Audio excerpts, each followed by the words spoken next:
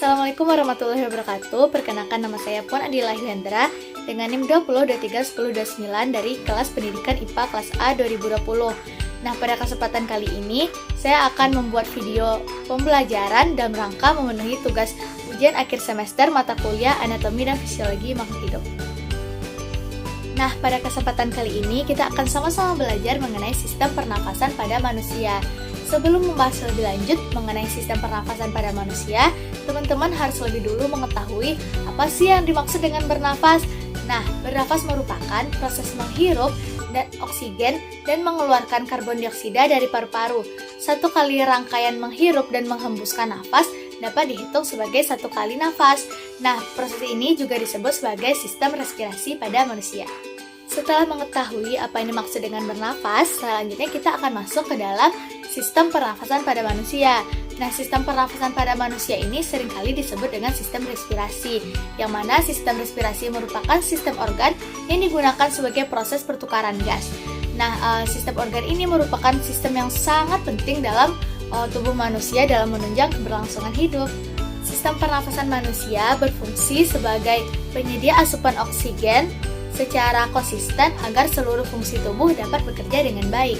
Sistem pernafasan dibentuk oleh beberapa struktur yang mana seluruh struktur tersebut terlibat di dalam proses respirasi eksternal, yaitu pertukaran oksigen antara atmosfer dan darah serta pertukaran karbon dioksida antara darah dan atmosfer. Selain itu, terdapat juga respirasi internal, yaitu proses pertukaran gas antara darah sirkulasi dan sel jaringan. Sistem respirasi internal ini terjadi pada seluruh sistem tubuh. Pada saat respirasi atau pernafasan berlangsung, maka akan terjadi dua mekanisme, yaitu inspirasi atau menghirup udara dan ekspirasi atau menghembuskan udara. Selama respirasi, udara dari atmosfer dihirup ke dalam tubuh melalui lubang hidung. Proses ini disebut dengan inspirasi.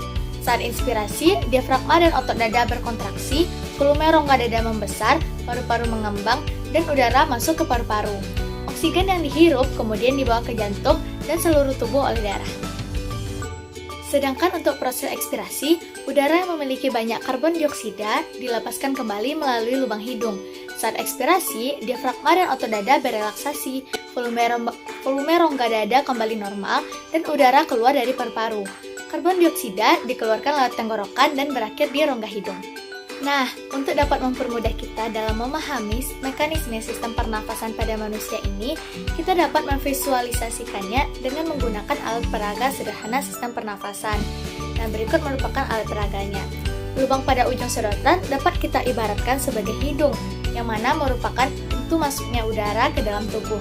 Permukaan rongga hidung berlapiskan selaput lendir, dan terdapat rambut-rambut halus yang berfungsi untuk menyaring udara sebagai penghangat dan pengatur kelembapan. Kemudian ada sedotan yang merupakan tenggorokan, dan kedua balon yang berwarna kuning ini merupakan paru-paru, dan balon pink yang berada di bawah ini merupakan diafragma, sedangkan botol merupakan tubuh kita. Nah, pada saat udara masuk ke dalam tubuh kita, maka paru-paru akan mengembang, dan proses ini dinamakan inspirasi. Dan udara keluar dari tubuh kita, maka paru-paru akan mengempis, dan proses ini dinamakan ekspirasi. Perlu kita ingat bahwa inspirasi yaitu proses udara menghirup udara dan paru-paru akan mengembang, serta ekspirasi proses mengeluarkan udara dan maka paru-paru akan mengempis. Inspirasi dan ekspirasi. Ini perbedaannya. Nah, berdasarkan alat peraga sederhana sistem pernafasan ini dapat kita lihat pada kedua balon kuning ini yang kita ibaratkan tadi sebagai paru-paru. Apabila kita menghirup udara, maka paru-paru akan mengembang, maka balon kuning ini akan mengembang, dan proses ini kita sebut sebagai inspirasi.